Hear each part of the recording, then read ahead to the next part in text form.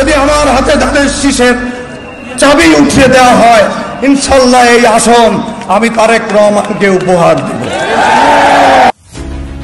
নারায়ণগঞ্জের রাজনীতিতে যখন অন্যায় আর দমনপীড়নের অন্ধকার ঘনিয়ে আসে, ঠিক তখনই আলো হয়ে এগিয়ে আসেন যারা, তাদের একজন অধ্যাপক মামুন মাহমুদ।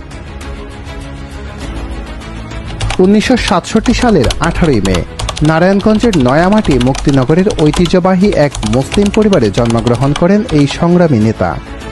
পিতা মরহুম আলহাজ নাজির আহমেদ এবং মাতা আলহাজ মঞ্জুয়ারা আহমেদের আদর্শে বেড়ে ওঠেন মামুন মাহমুদ। মেধা আর নীতিবোধের সমন্বয়ে তিনি নিজেকে গড়ে তোলেন ছাত্রজীবন থেকেই। জগন্নাথ বিশ্ববিদ্যালয় থেকে বিকম এবং ঢাকা বিশ্ববিদ্যালয় থেকে এমকম ডিগ্রি অর্জন করে পা রাখেন কর্ম ও সংগ্রামের মাঠে।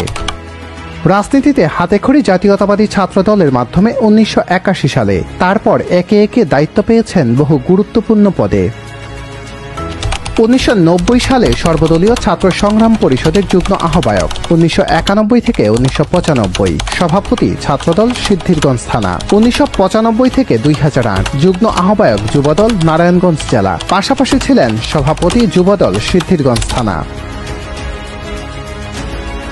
এরপর 2008 থেকে 2012 সভাপতি যুবদল নারায়ণগঞ্জ জেলা, 2011 থেকে 2016 কেন্দ্রীয় যুবদলের সহত্রাণ ও পুনর্বাসন বিষয়ক সম্পাদক।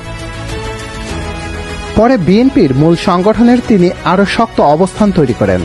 2013 থেকে 2016 সদস্য সচিব বিএনপি সিদ্ধিরগঞ্জ থানা, 2017 থেকে 2020 সাধারণ সম্পাদক নারায়ণগঞ্জ জেলা বিএনপি, 2020 থেকে 2022 সদস্য সচিব জেলা বিএনপি, 2023 থেকে 2024 যুগ্ম আহ্বায়ক জেলা বিএনপি।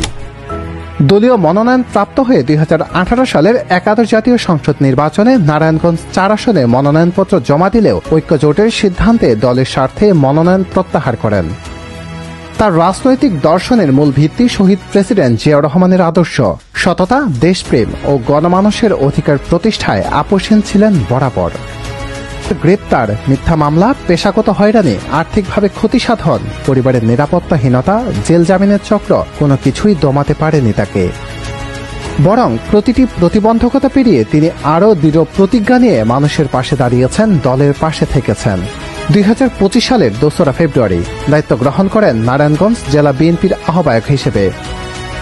আজও তিনি নারায়ণগঞ্জের প্রতিটি গণতান্ত্রিক আন্দোলনে সামনে থেকে নেতৃত্ব দিচ্ছেন। মানুষের জন্য, দলের জন্য, দেশের জন্য নিঃস্বার্থভাবে লড়াই করছেন অধ্যাপক মামুন মাহমুদ।